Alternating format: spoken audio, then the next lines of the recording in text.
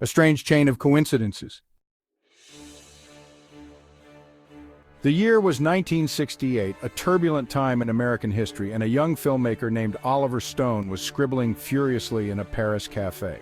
Fresh from his own tour in Vietnam, Stone had a vision for a screenplay. He called it Break. The story was raw, brutal, and unflinching, told through the eyes of a soldier grappling with the chaos of the Vietnam War. Stone's dream was to get the enigmatic Jim Morrison, lead singer of The Doors, to play the lead role. Morrison, with his brooding charisma and poetic soul, seemed the perfect fit. Fast forward 3 years to 1971.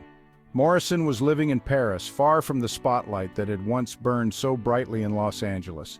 He carried with him the script for Break, tucked among his journals and poetry. He had promised Stone that he would read it. But Jim Morrison would never make that movie. On July 3, 1971, he was found dead in his Paris apartment, the script still in his possession. He was 27 years old. Some whispered it was fate, others shrugged it off as another tragic chapter in the era's relentless heartbreak. What most people didn't know, and what made this story even more spooky, was Jim Morrison's familial connection to the Vietnam War. His father, George Stephen Morrison, was no ordinary man. He was the Navy admiral in command during the Gulf of Tonkin incident in 1964, the controversial event that escalated U.S. involvement in Vietnam. While George Morrison was orchestrating military maneuvers in Southeast Asia, his son was writing songs like Light My Fire and When You're Strange. He also wrote The End, a haunting existential anthem that would become synonymous with the chaos of war. 15 years after Morrison's death, Oliver Stone finally brought his Vietnam story to life. By then, it had evolved into Platoon. Oliver Stone cast a young Charlie Sheen in the lead role. The film became a masterpiece.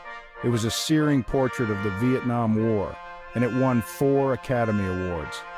It seemed like the script had found its destiny, even if its original lead never had the chance to embody it. But the coincidences didn't end there.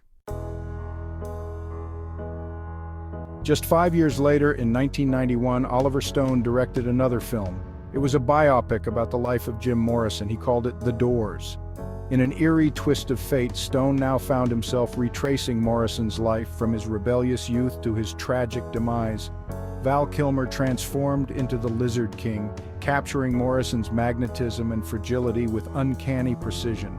Stone's 2 most iconic films were now linked by threads of history, tragedy, and coincidence, and yet the web of connections grew even more intricate.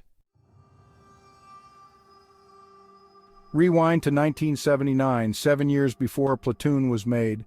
Martin Sheen, Charlie Sheen's father, starred in Francis Ford Coppola's Apocalypse Now, another Vietnam War epic. The film opened with the haunting strains of The End. As Martin Sheen's character descended into madness, Morrison's voice echoed through the jungle like a ghost of the war itself. It was as if Jim Morrison, who had once held the script for Break, was still lingering on the edges of the Vietnam story, his presence felt even after death. And there it was, a strange, almost cosmic circle of events.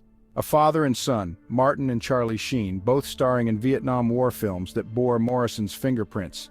Oliver Stone, weaving Morrison's life and music into a cinematic tapestry. And George Morrison, the Navy admiral, unwittingly tying his son's legacy to the war that shaped a generation. Coincidences, some would say. Others might call it fate, a series of intertwined destinies that blurred the lines between art, war, and life itself. Whatever the truth, it's hard to deny the strange and compelling symmetry of it all. Weird, right? Be sure to visit us early and often here at True Stories of Classic Rock, where it gets even more strange. See you soon.